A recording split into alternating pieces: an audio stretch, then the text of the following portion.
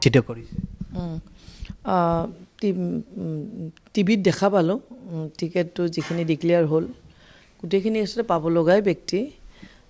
মই সঁচাকৈ মোৰ হাইকমাণ্ডক ধন্যবাদ জনাইছোঁ যে তৃতীয়বাৰৰ কাৰণে মোক প্ৰাৰ্থিত্ব প্ৰদান কৰিছে।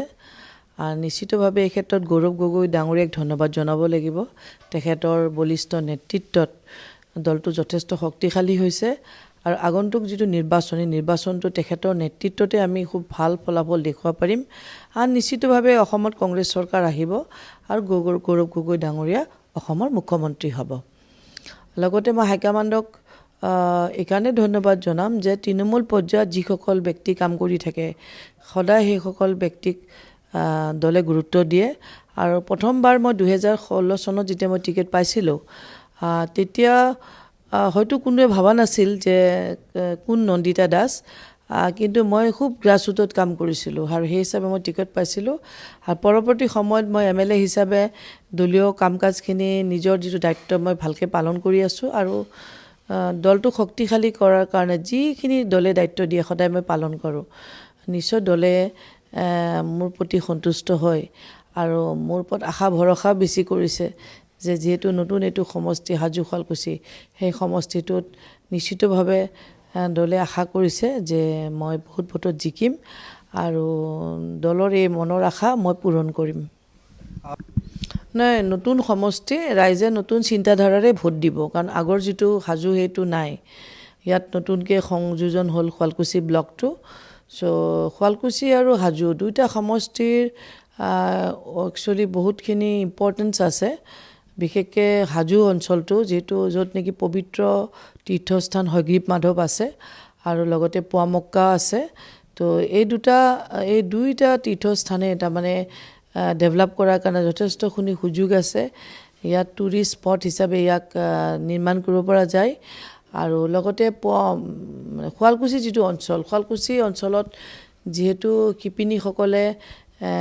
শিপিনীসকলৰ যিটো সমস্যা তেওঁলোকে যুঁজি আছে যে তেওঁলোকৰ সূতাৰ যিটো মূল্য বৃদ্ধি হৈছে, যাৰ ফলত তেওঁলোকৰ যিখিনি ইনকাম হ'ব লাগে হোৱা নাই, যথেষ্ট আৰ্থিক সংকটত আছে তেওঁলোকে। আৰু সেয়েহে আমি আশা কৰিছোঁ যে গৌৰৱ গগৈ ডাঙৰ নেতৃত্বত আমাৰ চৰকাৰ নিশ্চিত আহিব আৰু শুৱালকুছিবাসীৰ যিবোৰ মৌলিক সমস্যা, বিশেষভাৱে তেওঁলোকৰ বোৱনীসকলৰ যিটো সমস্যা, শিপিনীসকলৰ যিটো সমস্যা, এইখিনি সমাধান হ'ব। এইকাৰণেই যে গৌৰৱ গগৈ ডাঙৰীয়াই শুৱালকুছিত দুবাৰকৈ তেওঁ পদাৰ্পণ কৰিলে, দুইবাৰে তেওঁ শিপিনীসকলৰ লগত ভাৱ বিনিময় কৰিছে আৰু তেওঁলোকৰ গোটেই সমস্যাটো তেওঁ বুজি পাইছে আৰু তেওঁ প্ৰতিশ্ৰুতি দিছে যে সেইখিনি সমস্যা সমাধান কৰিব পৰা যাব। অলৰেডি মেনিফেষ্টত আমাৰ কংগ্ৰেছ দলৰ যিখন মেনিফেষ্টো ওলাব সেই গোটেই বিষয়বিলাক তাতে থাকিব। এতিয়া শাসকীয় দলৰ পৰা কাক দিব কাক নিদিব এইটোতো ঘোষণা হোৱা নাই, কিন্তু আমাৰ দলৰ যিখিনি কাম কাজ, যেনে আমাৰ বুথ কংগ্ৰেছ বা মণ্ডল কংগ্ৰেছ, ব্লক কংগ্ৰেছ, তেওঁলোকে কিন্তু খুব ভালকৈ কাম কৰি আছে। কেইদিনমান আগতে আমাৰ বুথ লেভেল ট্ৰেইনিং হৈ গ'ল। ট্ৰেইনিঙত আমাৰ যথেষ্টখিনি ভাল সঁহাৰি পাইছোঁ। আমাৰ তৃণমূল পৰ্যায়ৰ পৰা কৰ্মীসকল আগবাঢ়ি আহিছে আৰু যথেষ্টখিনি তাতে শিকোৱাও হৈছে কেনেকৈ নিৰ্বাচনটো ভালকৈ অৱতীৰ্ণ হ'ব লাগে।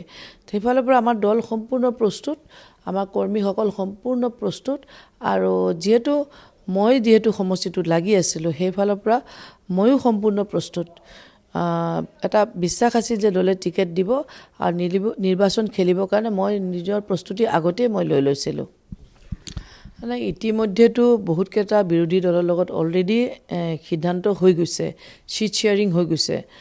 বাকী যিখিনি ৰাইজৰ দলৰ লগত কথা আছে সেইখিনি নিশ্চয় এটা ভাল পজিটিভ সিদ্ধান্তলৈ আহিব, কাৰণ ৰাইজৰ দলেও বিচাৰে যে বিজেপি পৰাভূত কৰিব লাগে, অসমত বিজেপি চৰকাৰ আঁতৰাব লাগে।